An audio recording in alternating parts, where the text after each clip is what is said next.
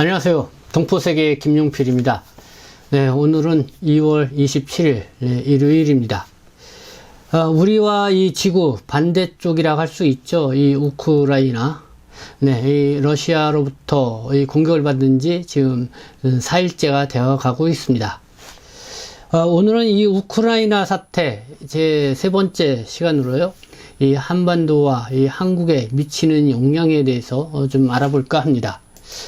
제가 이 우크라이나, 이 한국과 이 비슷한 나라이다 이렇게 있는 타이틀을 썼는데요.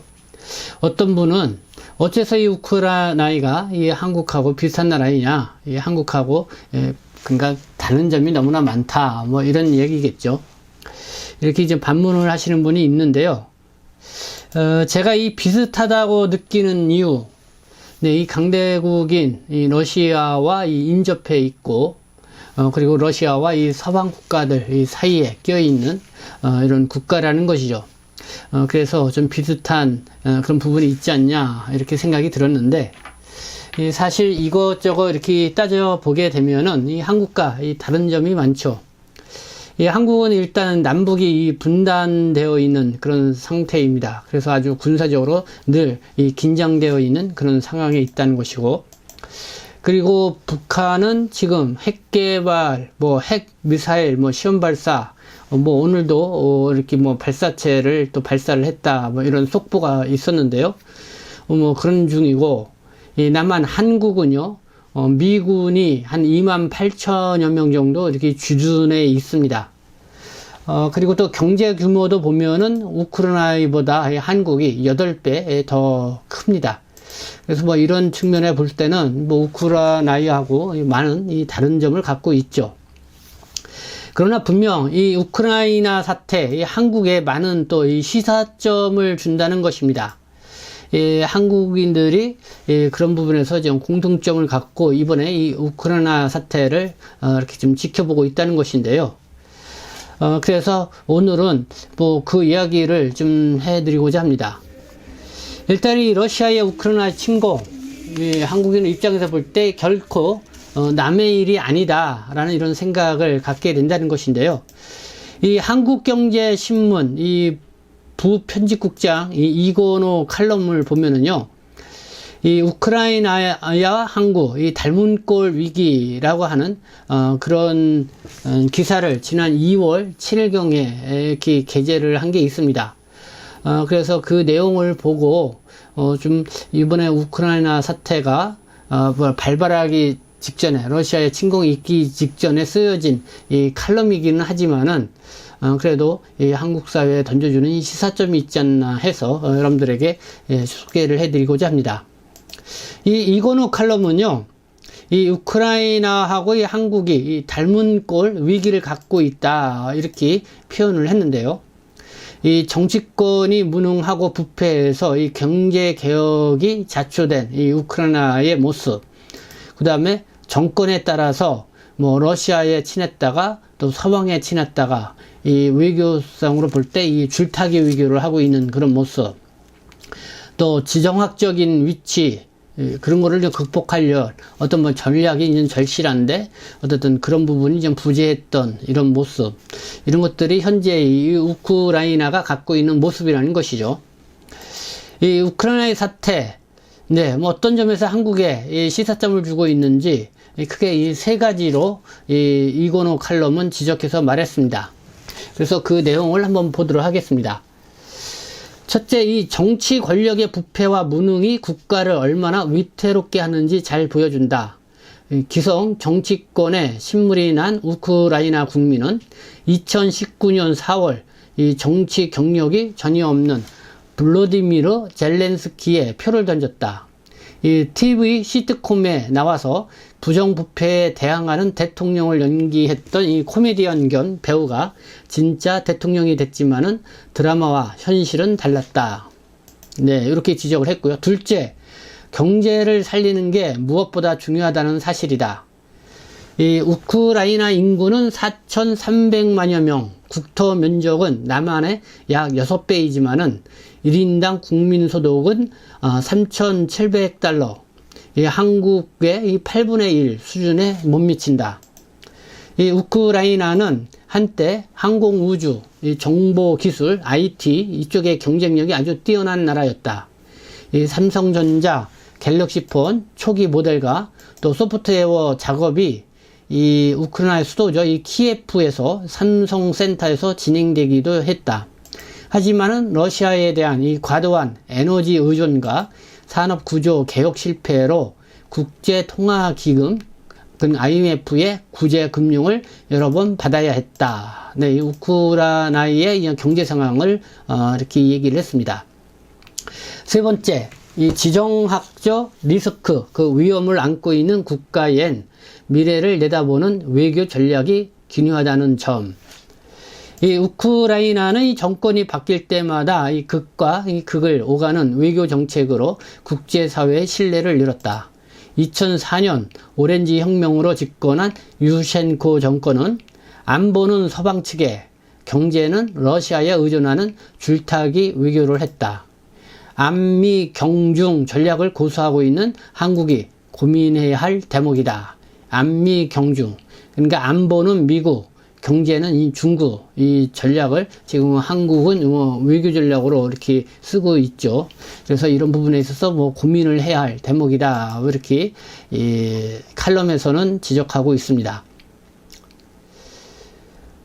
또 우크라이나는 1991년 독립 당시 세계 3위 핵 보유국으로 강력한 군사력을 가졌지만 이 탄탄한 동맹 체제나 안보 수단을 확보하지 않은 채 강대국들의 말만 믿다가 안보 위기를 자초했다. 1994년 미국, 영국, 러시아와 부다페스트 협정을 맺고 핵무기를 포기하는 대신 안전 보장을 약속받았다. 군 병력도 지속적으로 감축했다. 2014년 러시아가 크림반도를 접수할 때 우크라이나는 사실상 무장 해제 상태였다. 네, 이런 칼럼 내용입니다. 이 칼럼과 결부해서요, 현재 이 한국 상황을 한번 보도록 하겠습니다. 첫째, 이게 정치 분야입니다. 이 한국의 정치 상황을 지켜보고 계시는 우리 중국 동포분들, 네, 저도 이렇게 같이 이야기를 나누는 경우가 많이 있습니다. 그러면 어떻게 생각하느냐, 이렇게 묻기도 하는데요. 왠지 이 정신이 없고, 이 한국 정치를 보면은 미래가 불안하다, 이렇게 생각하시는 분들이 의외로 많습니다. 항상 혼란스럽고 시끄럽고, 정말 이 바람 잘 날 없다는 그런 말이 딱 맞는 그런 표현이겠죠. 그리고 이 선거가 아주 자주 있죠. 그러다 보니까 이 정책이 왔다 갔다 하고요. 이 동포 정책만 보더라도 왜 일이 자주 변하고 그러는지, 참 여기에 대해서 이 동포들의 불만은 더 많이 있을 거라 생각합니다. 지금 한창 벌어지고 있는 이 3월 9일 이 대선판도 보면은요, 참 이 비호감이 높은데요. 어쩔 수 없이 또 이 비호감이 높은 대통령 후보를 또 대통령으로 뽑아야 되는 이런 상황이죠. 그렇게 되면 또 누군가가 대통령이 되겠지만은 되고 나서 이 반대 진영에 있었던 사람들은 또 역시 이 강화문에 가서 맨날 또 이렇게 시위도 하고요. 또 시끄러움이 계속 이어질 거라는 예상이 또 큽니다. 이런 게 이 대한민국의 현재 이 정치 현실이라는 것이죠. 이번 우크라이나 사태를 보는 그런 상황에서도 참 후보들의 생각도 아주 판이하게 다르다는 것을 볼 수가 있습니다. 지난 25일 저녁 4차 이 대선 후보 TV 토론이 있었습니다. 그때 유력 후보라고 볼 수 있는 이재명 대 윤석열, 네, 이 우크라이나 사태를 보고 또 낯선 이 공방을 펼쳤습니다. 그래서 한번 그 후보들의 어떤 오간 이야기 한번 보도록 하겠습니다. 이 더불어민주당 이재명 후보, 지구 반대편, 이 남의 나라 일이지만은 이 문제 때문에 우리나라 주가가 내려가고 있다. 이게 바로 전쟁과 안보 불안이 경쟁에 미치는 영향이다. 6개월 초보 정치인이 대통령이 돼서 나토 가입을 공언해 충돌하게 됐다. 이 6개월 초보 정치인, 젤렌스키 우크라이나 대통령을 두고 한 말이죠. 그러면서 결국 윤석열에 빗대어서 공격하는 이재명 후보의 말이었습니다. 네, 국민의힘 윤석열 후보, 힘이 뒷받침되지 않는 각서는 아무런 의미가 없다. 확고한 한미 동맹을 바탕으로 한 강력한 억지력만이 우리의 운명을 우리가 결정할 수 있게 해준다. 여기서 이 힘이 뒷받침되지 않는 각서, 네, 이거는 뭐 1994년도에 미국, 영국, 러시아, 이 우크라이나가 함께 맺은 이 부다페스트 협정을 말합니다. 그래서 이 협정으로 이 우크라이나는 핵무기를 포기하게 되고 대신 이 안전보장을 약속을 받았죠. 그러나 이 각서가 아무런 지금 의미가 없게 된 그런 상황이라는 것이죠. 그러면서 윤석열 후보는 아무래도 이 확고한 한미 동맹을 좀 강조하는 그런 발언을 했습니다. 이 이재명 후보는요, 어쨌든 이 평화를 우선시하고, 그 다음에 이 전쟁보다 이 평화를 강조를 했습니다. 그리고, 또, 이재명 후보의 발언 중에 6개월 초보 정치인이 대통령이 돼서 나토 가입을 공언해 충돌하게 됐다. 네, 이 표현이 좀 논란이 됐죠. 이 우크라이나 사태가 이 러시아 탓이 아니라 이 우크라이나 탓으로 해석되었기 때문에 그렇죠. 그리고 또 외국 대통령을 비하하는 그런 표현을 또 이렇게 선거에 이용을 했다, 이런 비난을 받았습니다. 그래서 오늘 뉴스를 보니까 이재명 후보가 이 서투른 표현을 썼다면서 이 사과를 했다고 하는데요. 그러나 이재명 후보는 지난번 이 중국 이 북경 동계 올림픽 때 이 편파 판정으로 한국사에서 이 반중 감정이 고조되자 이렇게 얘기를 했었죠. 이 서해안에서 이 불법 어업을 하고 있는 이 중국 어선을 침몰시키겠다. 뭐 이렇게 과격한 표현을 쓰기도 했습니다. 뭐 이런 걸 볼 때 과연 이재명 후보가 이 평화주의자인지 뭐 이게 또 의심 가는 부분이 아닌가 이렇게 생각이 들기도 합니다. 그리고 이 윤석열 후보는요, 이 북한 핵미사일, 뭐 또 이렇게 또 북한 이 미사일 발사 이런 소식을 듣고 이 선제 타격론을 펼치기도 했습니다. 그리고 또 사드 이 추가 배치, 최근에는 사드뿐만 아니라 미국과의 동맹으로 만들어주는 미사일 방어체계 MD까지 고려해 봐야 된다, 이렇게 주장을 했습니다. 그래서 윤석열 후보 측에서는 이 안보에 있어서는 이 한미 동맹을 굳건히 해야 한다는 주장이 아주 강한데요. 그래서 이 윤석열 후보가 대통령이 되면은 이 남북 관계는 더욱 긴장되고 또 한중 관계도 더 힘들어지는 거 아니냐 하는 이런 우려들이 생기는 것 같습니다. 둘째, 이 경제 문제입니다. 속보로요, 오늘 오전에 미국 백악관이요, 동맹과 함께 러시아를 추가 제재를 하는데요, 이 스위프트서 배제를 한다. SWIFT, 스위프트. 네, 이 스위프트는 국제은행 간 이 통신협회 그 결제망인데요. 그러니까 전 세계 200여 개국의 1만 1000여 개의 금융기관이 사용하는 이 국제 결제 전산망이라고 합니다. 그래서 이 스위프트에서 차단이 되면은 이 러시아가 해외 금융기관과 이 석유 판매 대금 등 이런 결제를 하기가 어려워진다. 그래서 이 금융가에서는 이 핵폭탄급 이 제재이다, 이렇게 표현을 하기도 합니다. 어쨌든 이번에 우크라이나 사태로 인해서 이 러시아의 경제가 이렇게 제재가 되면은 그 여파는 한국 경제에 크게 악영향으로 미칠 것이다라는 분석입니다. 이 조선일보가요, 한국, 러시아 수출만은 차 반도체 타격 우려하면서 이렇게 얘기를 했습니다. 이 러시아 제재 본격화로 인해서 국내 기업이 비상이다. 이 삼성, 현대차, LG 비상대책을 열고 제재 장기화 때 현지 공장 셧다운, 뭐 이렇게 기사를 냈습니다. 러시아에 대한 이 한국의 기업들, 이 뭐 삼성, 현대차, LG 이 대기업들이 진출해 있습니다.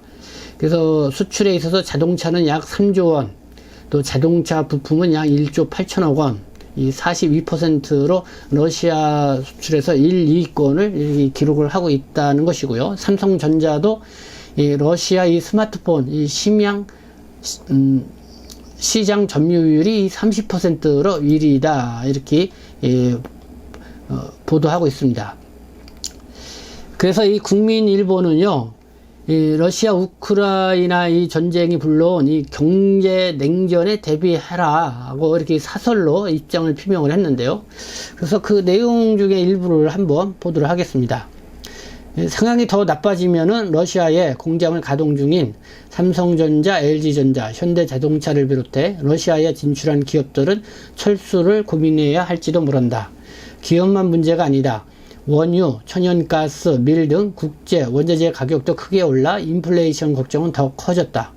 국제 유가가 배럴당 1000달러를 돌파하면서 이미 서울의 휘발유 값은 리터당 1800원을 넘었다. 에너지의 수입 의존도가 매우 높은 우리로서는 부담이 크다. 이렇게 목소리를 냈습니다. 네, 그리고 이 세 번째는 외교 전략. 네.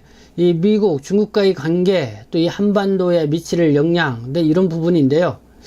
이번 이 우크라이나 사태를 보면서 저의 방송을 보고 이런 댓글을 남기신 분이 있습니다.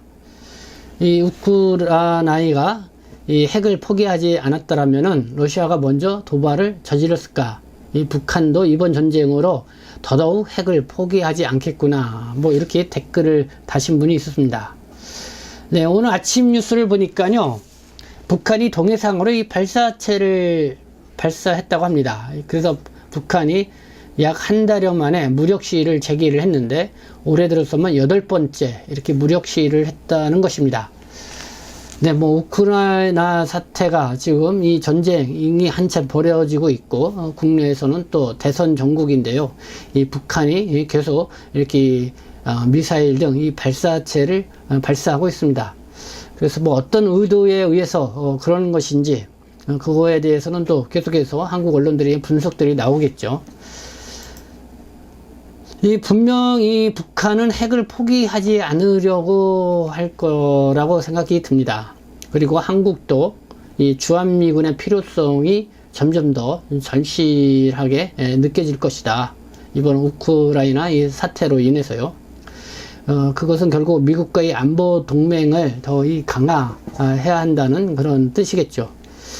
그런 가운데서 정말 이 한국이 또 대중 외교 관계를 어떻게 할 것이고, 대러 외교 관계는 어떻게 할 것이고, 또 북한과의 관계는 어떻게 할 것이고, 여러 가지 점점 복잡해진 그런 상황에 놓여 있게 된다는 것인데요. 그래서 이제 그런 부분은 우리가 계속해서 주목해 봐야 할 사항이 아닌가 생각합니다. 또 이런 댓글도 많이 볼 수 있었는데요. 미국을 믿다가는 우크라이나 꼴이 된다. 그럼 미국은 믿을 수가 없다. 그런 의미죠. 그러나 이번 우크라이나 사태, 이 안타까운 것은 이 러시아로부터 일방적인 이 공격을 받게 된 상황이죠. 그러나 이 나토, 미국이 이 군사적 개입을 지금 하지 못하고 있습니다. 그래서 이 우크라이나가 홀로 이 군사 대국인 러시아를 상대해야 한다는 것이죠. 어떻게 보면 토끼와 이 호랑이 게임이 되지 않았나 생각이 듭니다. 근데 이 나토하고 이 미국이 군사 개입을 하지 못하는 이유, 그는 우크라이나가 이 나토 회원국이 아니라는 것이고, 그리고 미국하고도 어떤 이 안보 협약, 이거가 없기 때문이다는 그런 분석이 나오고 있습니다.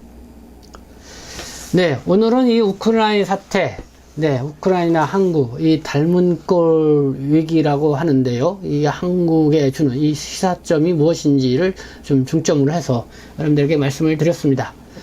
이 우크라이나 사태와 관련해서는 또 뭐 계속 우리가 좀 알아둬야 할 뉴스가 나오면은 관련해서 여러분들에게 전해드리도록 하겠습니다. 네, 지금까지 시청해 주셔서 감사합니다. 저는 동포세계신 대표 편집장 김용필이었습니다.